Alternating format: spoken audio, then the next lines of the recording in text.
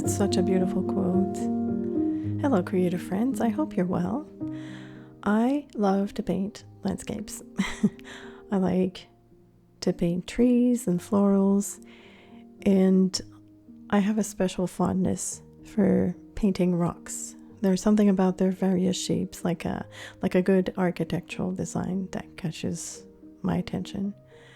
To me, they're fascinating and they're so much fun to paint. In this video, you will learn the processes I used to render depth, contrast, and balance to this landscape with all the elements I just mentioned. To begin with, I used a light box to transfer my drawing on a piece of cotton paper, just with a regular lead pencil, an HB pencil, I should mention. And then I prepped the paper with some clean water on the back, and then I flipped it and brushed more clean water to the good side so I could start painting the background while it was still wet.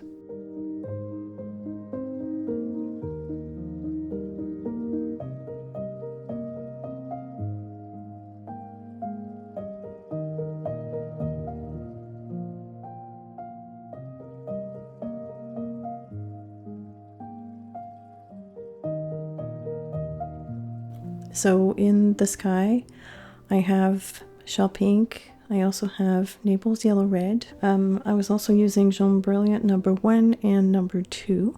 For the midground, which is comprised of a river and some rocks, I'm using Kyanite Genuine. And I make sure that I go around the major flower, which is at the bottom, but that's the element that's in the foreground. So I really wanted it to be very discernible. And I'm also adding neutral tint because I do have some trees that are quite in the foreground. I actually have 3 different depths when it comes to the trees, and so I will explain that as we move forward.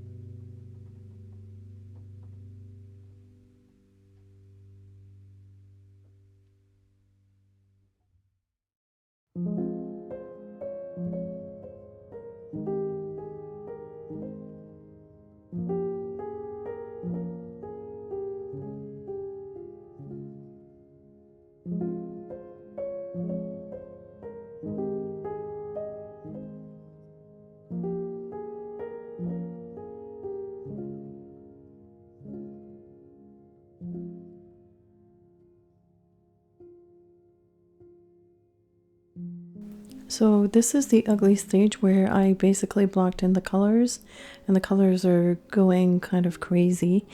Also, it's going to dry lighter than what it looks like right now, so I wasn't too worried.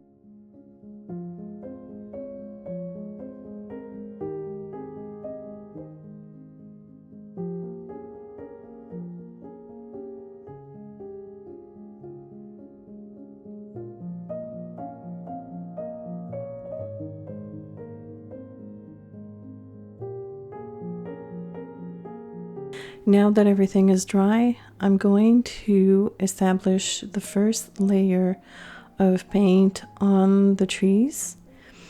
And for this, I decided to give it one uniform coat with neutral tint on the branches, as well as the second tier of trees / foliage. So on the left-hand side as well as on the right-hand side. Now, the reason why I'm using neutral tint and not green is because this illustration is a nighttime one. However, There is definitely one side that is lighter than the other one. So the right hand side will be lighter. And this is just a creator's prerogative. I just decided that on my own because we have the moon instead of a sun. Per my usual other months, I've decided to create a night scene with a moon. It's also my own interpretation of the moon. It looks nothing like the regular moon. And I've decided to play around with the reflections, and yeah, that's basically it. So the first layer that I'm applying is quite light, as you can see. And I always say that when you're working in layers, it's best to proceed with caution. So instead of adding a very thick layer or more pigment to your first layer, in this case, it's the second one because we have the background. It's better to add thin layers, but many layers. If you apply too much pigment at a time, you risk the chance to go too dark, and then you're stuck with the dark color. And so I usually like to do thin coats or thin layers, and if I need to, I will reapply, which I ended up doing. So the rocks, I decided to paint them blue to begin with, and I'm using kyanite genuine, so it's in essence, this is the second layer of kyanite genuine because I have a very thin layer underneath. I went a little bit darker, but again, watercolors, they dry lighter than they look when they're wet. So I was banking on that, and I wasn't wrong. And while the rocks were still wet, I just dragged my brush into the water just to have, just to do like darker spots on the water, basically.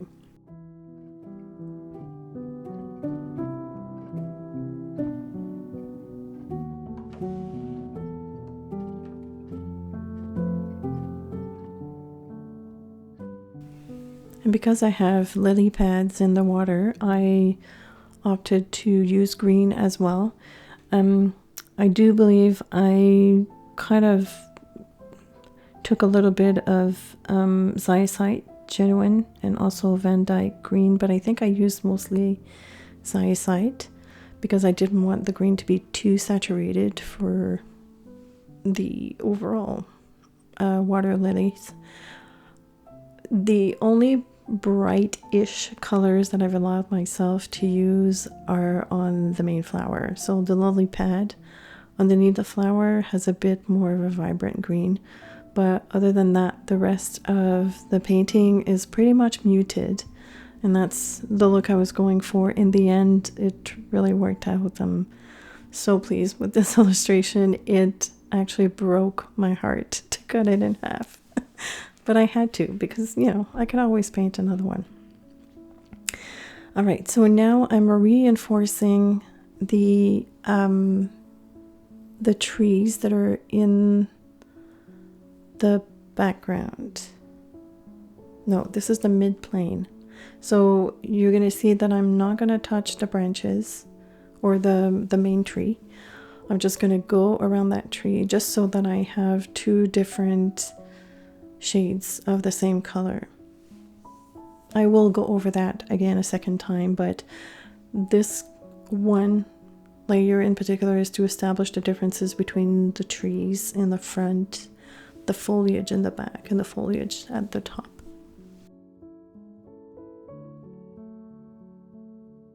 I have to say that I've had the most fun playing around with the rocks on this painting. I had fun because I was able to merge different colors on the many rocks that I had, and there was no rhyme or reason really.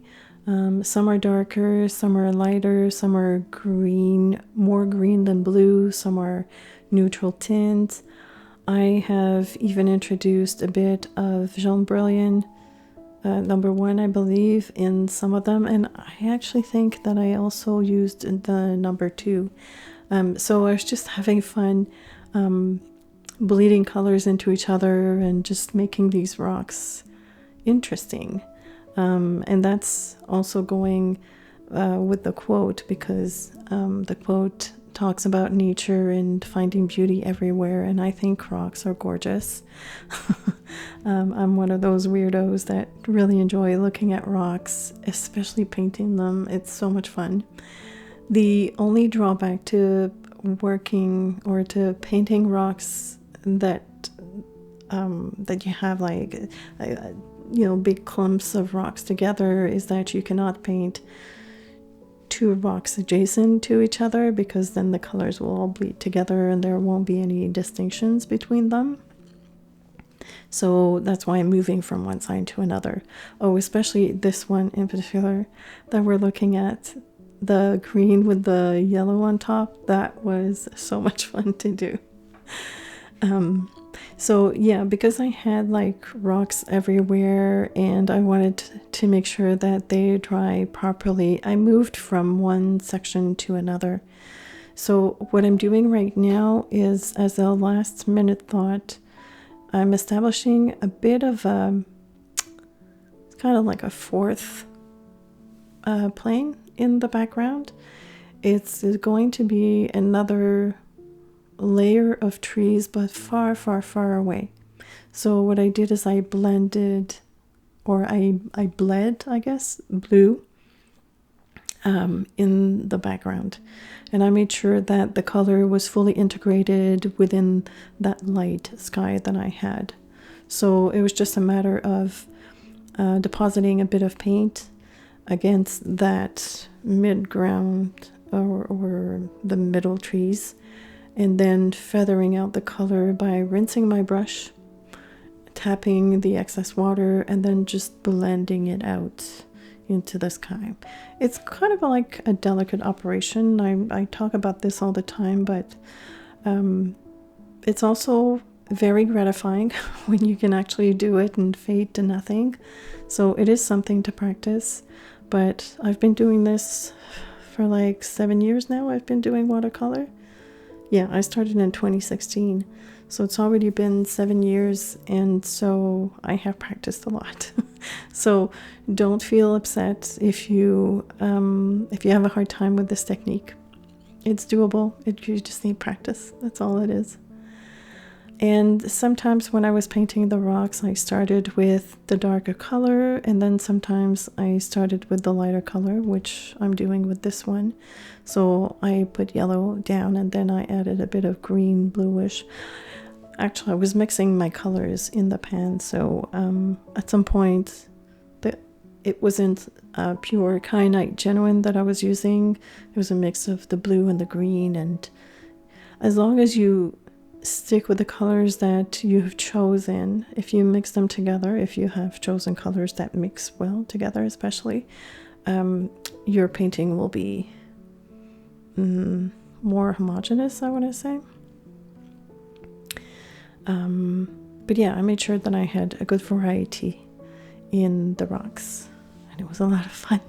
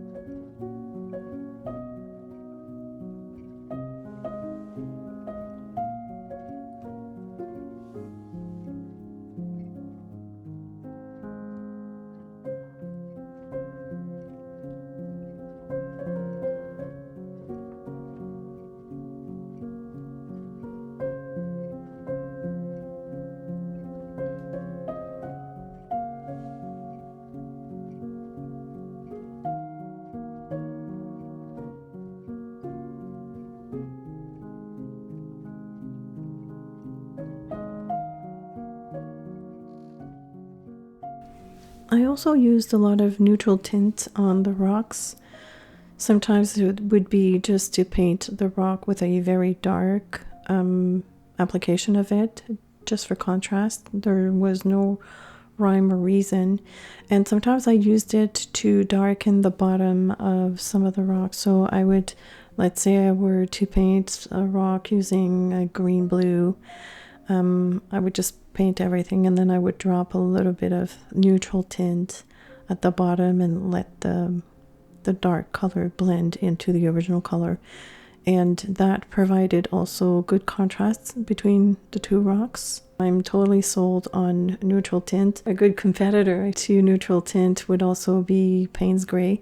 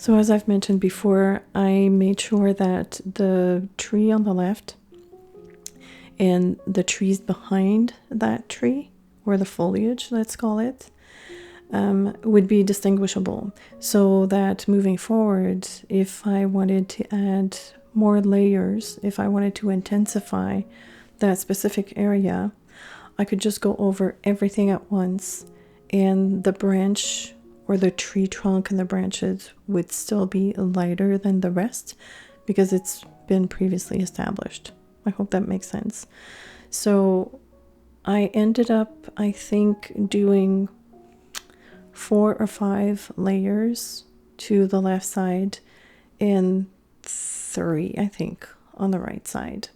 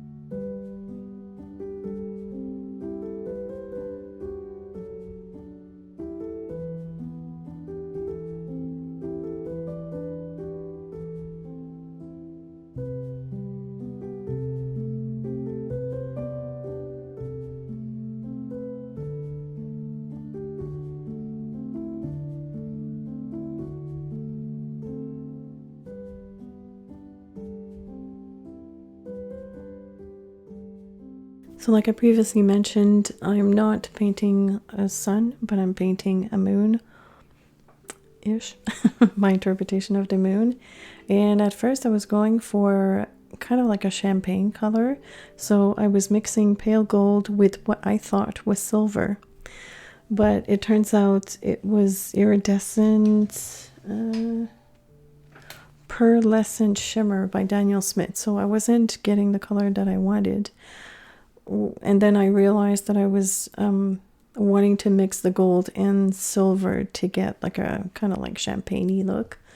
And so I corrected that. So that's why you're seeing 2 or 3 different colors, because I also included blue in it. But the overall look is really nice. So it was a happy mistake, I guess. And I really, really love how this turned out in real, like if you look at the picture in real life, it looks really nice. And I also added some of the silver accents on that flower as well to make it pop even more. And I will also add some silvery accents on the water.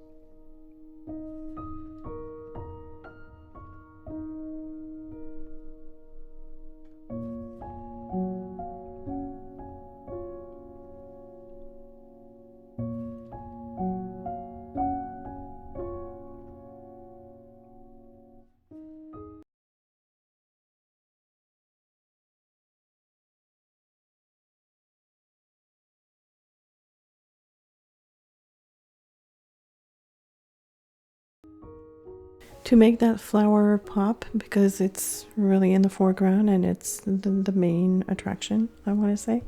I actually used Hooker's green, I believe, or Van Dyke green, and I added a tiny bit of azo yellow, very, very little. And once I had established that color, I also dropped a bit of neutral tint to create some kind of a shadow created by the flower on top of the lily pad. And I could have used gouache for this process, but I wanted to add a few water lilies over some lily pads, but I was too lazy to get the gouache out. So what I ended up doing is using Jaune Brilliant #1 over these little flowers, and I think I gave it like 2 or 3 coats. And it's muted, but I kind of like the effect because it further enhances the big flower that we have in the foreground. I didn't want these little flowers to compete, and you know what, when all is said and done, I kind of like it better than had I used gouache, because I think it would have distracted too much. So here's the painting. I have a schmutz there on the trees to the right. I tried to erase it and it was giving me grief, and so I decided to leave it in. Maybe it's a cloud. One measly cloud in the background. And yeah, we're cutting that in half. I forgot the quote. I didn't write the quote on the illustration, so you'll see how I've fixed that. I had to sleep on it. I had to sleep on it because I tried different ways. I tried writing the quote on a piece of paper and then adding it to hide that little schmutz, the cloud. It didn't look right to me. I didn't like the look. And instead of getting aggravated and choosing a solution that I wasn't entirely happy with, I decided to go sleep it off. And sure enough, the next morning I woke up with the idea.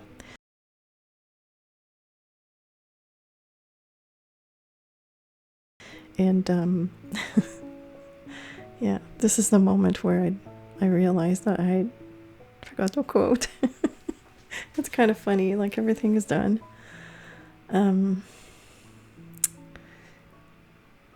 Yeah.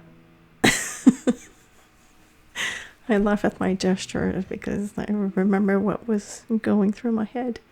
So here's a workaround. I decided to add a thin border on each sides of the illustration, and I went at it like the long way. I could have made my life a lot easier, but what I did is I graded each of these columns. Like I have a gridded ruler, and like at every 2 squares I was putting a tick mark, and then I traced a line at every intersection. It took me a while. And I wrote the quote on the left hand side, and then on the right hand side I added the originator of the quote, which is Vincent van Gogh. So the quote reads in a different orientation, like from top to bottom. And I forgot to film the other process. I did some negative drawing, so you can see that there's like little patterns. They're actually tiny leaves. So I drew the leaves and then I filled in the spaces with a black marker so that I would have like 2 even columns on both sides. And I actually love the look. So again, another happy mistake. And this is present day Cece. This painting was done 2 years ago, and I have to say to this day it is one of my favorite ones. And I hope you've enjoyed this. I hope you've enjoyed the process. Of course, if you have any questions, feel free to leave them in the comments. I always like to hear from you. Have a good day. Keep creating, and I will talk to you soon.